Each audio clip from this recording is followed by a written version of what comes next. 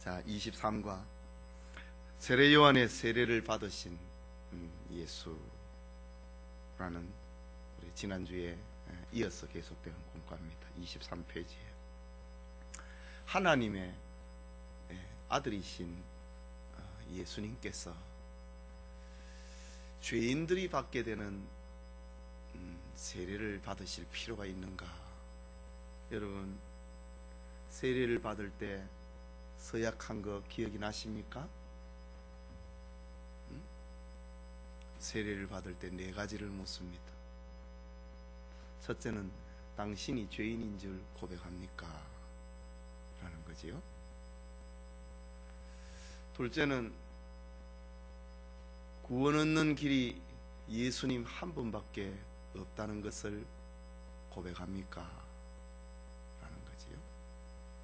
셋째는 이제 경건하게 하나님의 자녀로 주의를 지키고 11조 생활을 하고 감사 생활을 하며 술과 담배를 금하고 경건하게 살아가기로 고백합니까?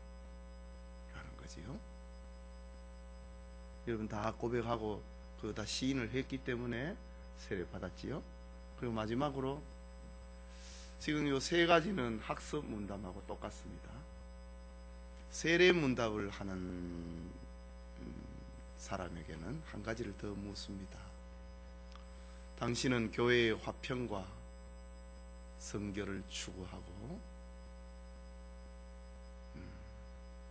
교회의 관할과 치리의 복종을 하겠습니까? 교회의 법을 따라서 살겠습니까? 여기에서 벌 받으니까 교회에서 벌 치리가 있잖아요. 벌 받으니까 나는 그거 못 받겠다 튀어나가 버리는 그 세례교인이 있을 수가 없습니다.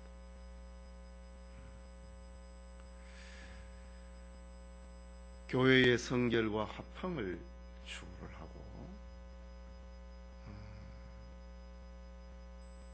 교회의 관할과 교회 지도지요. 교회의 관할과 치리에 복종을 하겠습니까? 그때에 세례를 베풉니다. 오늘 이런 네 가지 의미를 담고 있는 것이 세례를 받는 것인데 예수님이 이런 세례를 받으실 필요가 있느냐 이거지요. 그러나 예수님께서 세례 받았습니까? 안 받았습니까? 박정자 권사님, 예수님 세례 받았어요? 누구한테 받았어요? 세례요. 분명히 하세요. 예, 세례 요한에게 성경을 기록한 요한이 있고 세례를 주고 헤로드 왕에게 목배임을 당한 그 요한이 있지요. 요한이라고 하는 이름은 아주 예수님 당시에 아주 순자처럼 영자처럼 정자처럼 흔한 이름이니까 예, 요한이라고 하는 말이 많습니다. 그래서 구분하기 위해서 세례 요한 이렇게 합니다. 세례 요한에게 예수님이 세례를 받았습니다. 이런 모습이 우리에게 무엇을 가르쳐주고 있느냐? 예수님은 하나님의 아들이셨습니다. 빌립보서 2장에 보면은 그는 근본 하나님의 본체시나 하나님과 동등됨을 취할 것으로 여기지 아니하시고 자기를 비어 종의 형체를 가져 사람들과 같이 되었으니 라고 했습니다. 사람과 같이 됐다 이거지요. 죄 없으신 예수님인데도 사람과 같이 됐다. 내가 예수님이 사람과 같이 되었다고 하는 것을 알리기 위해서 세례를 받으셨다. 이겁니다. 자기 비하지요. 자기 낮아지심입니다. 이걸 알리기 위해서 예수님이 세례를 받으셨다. 예수님의 세례 받으신 의미입니다. 그리고 또 예수님하고 이제 지금까지는 어떤 영적인 의미라고 하면은 세례 요한이 예수님을 보고 첫 마디가 있었지요. 보라, 세상 죄를 지고 가는 하나님의 어린 양이라. 세례 요한은 그의 눈이 열려서 예수님을 쳐다보았을 때에 하나님의 어린 양이다. 우리의 죄를 짊어지고 가는 하나님의 어린 양이다. 당시에 많은 사람들이 예수님을 보는 눈을 가지고 오지 못했습니다. 물론 당시에 예수님으로부터 부름을 받은 제자들은 예수님을 나의 구주, 나의 하나님 그래 하면서 쫓아갔지만은, 그러나 절대 다수의 사람들은 예수님을 메시아로, 구약의 그 예언이 되었던 장차 우리를 구원할 메시아로 저들은 받아들이지 않았습니다. 그런데 당시의 선지자, 세례 요한은 선지자지요. 마지막 선지자입니다. 세례 요한이 예수님을 보고 보라, 세상 죄를 짊어지고 가는 하나님의 어린 양이다. 수많은 사람들에게 예수님은 그런 분이다 라는 것을 선포했습니다. 그런데 예수님이 세례를 받으러 오십니다. 예수님이 세례를 받으러 오실 때니까 아직 제자 부르기 전입니다. 아까 제가 제자들은 알았다 그랬는데 그 다음에 얘기네요. 예수님이 세례를 받으러 요단강에 그 세례 요한 앞에 오시니까 세례 요한이 깜짝 놀랍니다. 내가 당신에게 세례를 받아야 되는데 어떻게 당신이 나에게 세례 받으러 오십니까? 라고 합니다. 그때에 예수님이 이제 허락한다. 내가 이렇게 함으로 하나님의 의를 이루기를 원한다. 그러니까 예수님이 요한의 세례를 받으심으로 말미암아 요한의 세례가 합당하다고 하는 거지요. 그리고 모든 사람은 세례를 받아야 된다고 하는 그거를 알려주고 있습니다. 사람의 몸을 입고 세상에 오신 예수님이 직접 세례를 받으셨다. 그러니까 우리 다 세례를 받아야 됩니다. 나는 세례 안 받아도 괜찮다. 그건 잘못된 거지요. 물론 세례 안 받고도 구원 받을 수 있습니다. 그러나 이제 그거는 긴급 조치입니다. 비상 조치입니다. 예를 들어서 예수님이 십자가에 못 박혀 죽으실 때에 한편 강도가 십자가 상에서 회개를 하고 죽었습니다. 예수님과 같이 죽었잖아요. 그 사람은 세례받을 겨를도 없었습니다. 그러나 그 사람은 이미 성령 세례 이미 받은 겁니다. 지금 얘기하고 있는 것은 물 세례를 두고 하는 말입니다. 물 세례를 받아야 되느냐 안 받아야 되느냐? 받아야지요. 당연히 받아야 돼요. 그래서 예수님이 마지막에 승천하시면서 제자들에게 들려주신 말씀이 너희는 온 천하에 다니며 아버지와 아들과 성령의 이름으로 뭘 주라? 세례 주라고 그랬습니다. 세례라고 하는 것은 하나님의 그 도장으로 인을 치는 겁니다.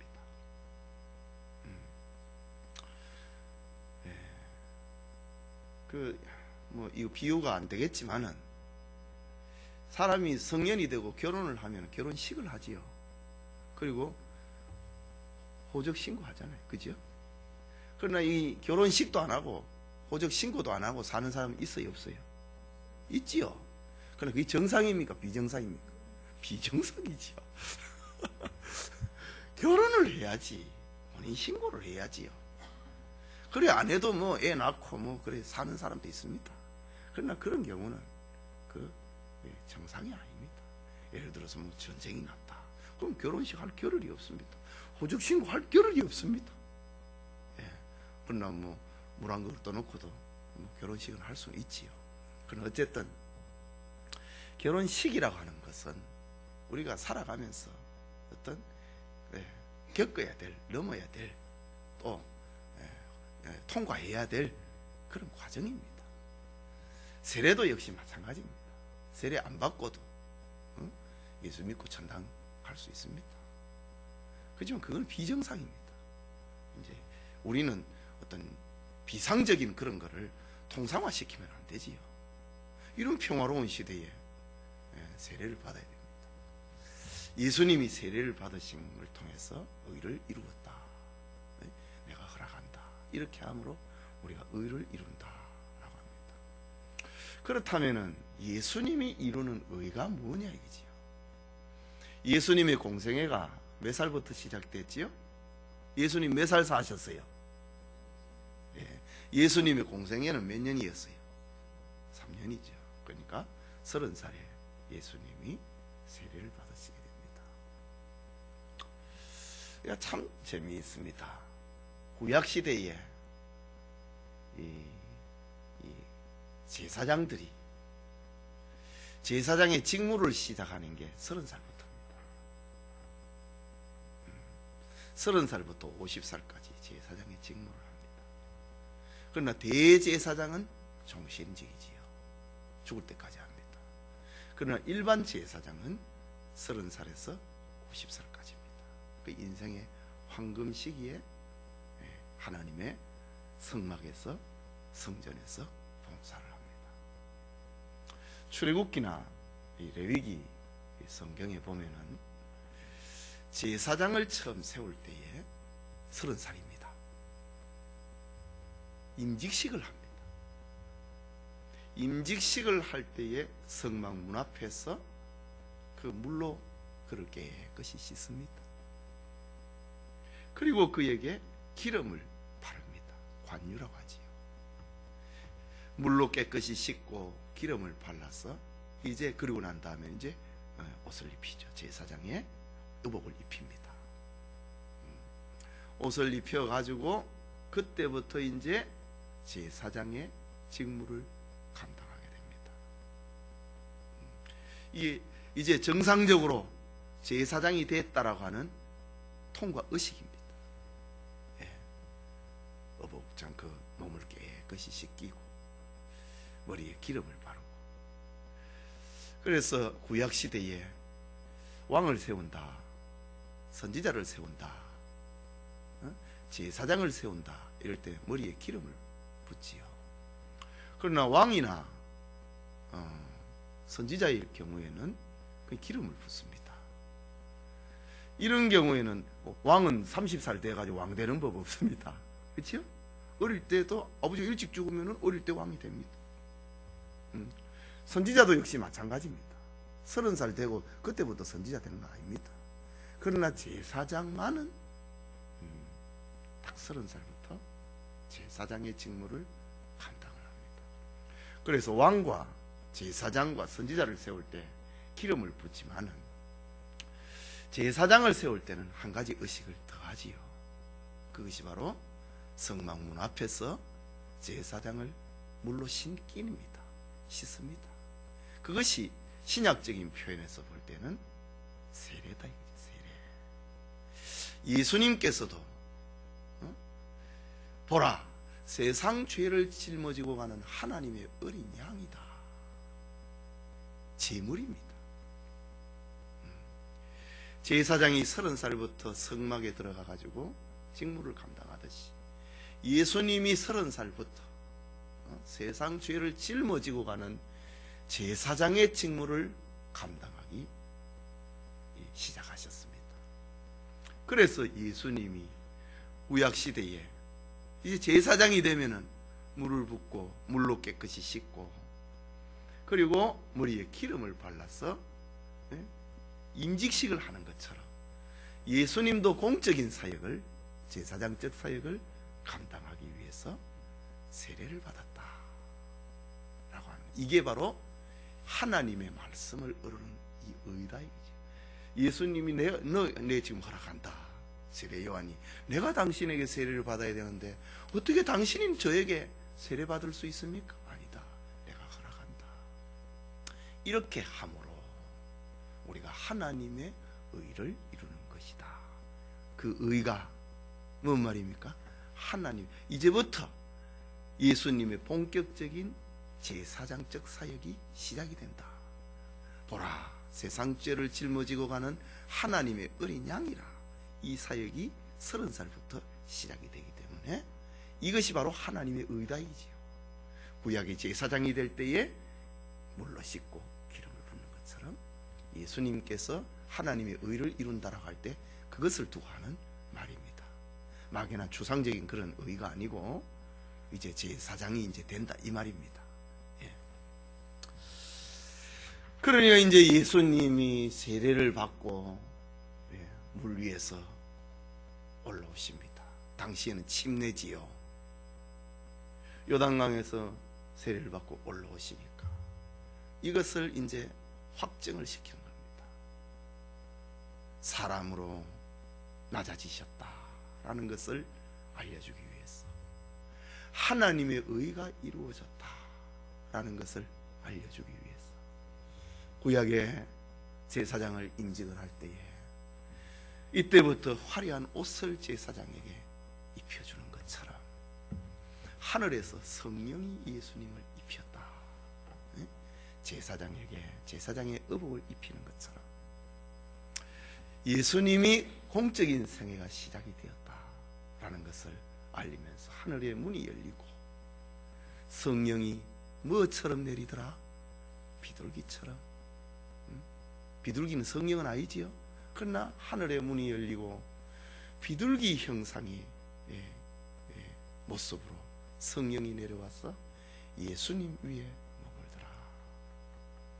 그리고 하늘에서 소리가 나서 말하기를 이는 내 사랑하는 아들이요 내 기뻐하는 자라. 이 공적인 생애가 시작이 됩니다. 구약의 제사장을 임직을 할 때 그런 절차, 그런 의복을 입혀주고 그래 하는 것처럼 성령께서 예수님에게 옷을 입혀 주셨다, 인쳤다 라는 말입니다. 이런 것을 통해서 예수님의 공적인 생애가 시작이 되었다고 하는 것을 공개적으로 구약의 제사장의 의복을 입혀갖고 이제 공개적으로 제사장이 되었다고 하는 것을 알리는 것처럼 예수님이 세례를 받으시고 성령이 그 위에 임함으로 이제부터 공적인 제사장적 사역이 시작이 되었다. 그거를 알려주고 있는 것입니다. 자, 이런 공과의 내용입니다. 지금 세례와 관계되는 것은 예수님의 제사장적 직무와 관계되는 겁니다. 예수님은 세 가지 직분을 다 가지고 계시지요. 그걸 뭐라 그러지? 삼중직이라고 합니다. 예수님의 삼중직이 뭐지요? 제사장, 선지자, 왕. 예수님은 세 가지 직분을 다 감당하시는데 오늘은 세례와 관계가 되기 때문에 이건 제사장적 직무와 관계가 된다. 그런 말입니다. 자, 문제가 2번부터 오늘 교환에 해당되는 문제이겠습니다. 예수께서 세례 요한에게 세례를 받으신 이유가 아닌 것은 예수는 죄인이므로 율법에 요구하는 모든 의를 이루려고 죄인과 같이 되시기 위해서 완전한 인성으로 낮아지심을 드러내시기 위해서. 뭐가 답이요? 1번 죄인이기 때문에 예수님 세례 받은 거 아니지요? 예, 죄인처럼 되신 것이지요. 둘째, 3번입니다. 예수께서 세례를 받으신 후 일어난 일이 아닌 것은 하늘이 열려 하나님의 성령이 비둘기같이 예수 위에 내렸다. 맞아요? 예. 하나님께서 이는 내 사랑하는 아들이요 내 기뻐하는 자라고 말씀하셨다. 예. 세례 요한도 그 광경을 보고 예수가 하나님의 아들임을 증거했다. 맞고, 세례 요한이 예수를 가리켜 신들매도 맬 수 없는 분이라고 했다. 이 말이 맞기는 맞지만 세례 받을 때 한 말은 아니지요. 예, 그렇죠? 예. 이거는 이제 세례 요한이 자기 사역이 시작할 때 한 말이지요. 나는 메시아가 아니다 이지요. 내 뒤에 오는 그분이 진짜 메시아인데 나는 물러서 너희에게 세례를 주지만 그분은 성령으로 세례를 줄 것이다. 나는 망해야 되고, 우리 지난 시간에 공부한 거죠. 나는 망해야 되고 그는 흥해야 된다. 나는 그분의 신들매를 풀기도 감당할 수 없다. 이 말은 세례 요한의 생애 그 공적 사역이 처음 시작될 되었습니다. 그러면은 몇 개월 전입니까? 6개월 전이지요. 예. 자, 그 다음에 5번입니다. 번호가 이거 3번에서 5번으로 가버리네. 예수 위에 성령이 임하심의 의미로 맞는 것은 O, 틀린 것은 X 하시오. 예수님이 하나님의 아들이라는 공개적인 인정과 선언이었다. 맞습니까? 예. 대답을 하십시오. 예수님의 공생애의 선포식이었다. 예, 제사장이 세울 때 그거 생각하면 되지요. 그 다음에 세 번째, 구약시대의 삼직에 대한 기름 부음의 성격과 같은 것이었다. 맞는 말이죠? 네 번째, 예수님의 공생애에 대한 하나님의 초자연적인 위임과 축복이었다. 맞지요? 하늘의 문이 열리고 이게 정상입니까? 초자연적인 역사잖아요. 하늘에서 음성이라는 게 초자연적인 역사입니다. 다섯 번째, 예수님의 메시아 되심을 증거하는 명확한 메시아 확증의 계시였다. 맞고, 그럼 틀린 건 없네요. 예, 그래, 없습니다. 자, 이런 내용입니다. 2번 적용 2번 볼까요? 하나님이신 예수님께서는 하나님의 뜻을 이루기 위해서 세례를 받으시고 성령의 강림을 받으셨다. 이것이 예수님의 아버지께 대한 복종과 사역상의 질서를 알려준다. 우리가 하나님의 일을 하기 위해 필요한 영적 질서와 복종은 무엇인가? 이거는 이제 각자가 해당되지요. 그러나 세례를 볼 때 우리도 세례 받아야 되는 거지요. 그 다음에 이 영적 질서입니다. 그 다음에 복종은 무엇인가? 또 우리는 이제 각자 내가 순종해야 될 그런 내용이지요.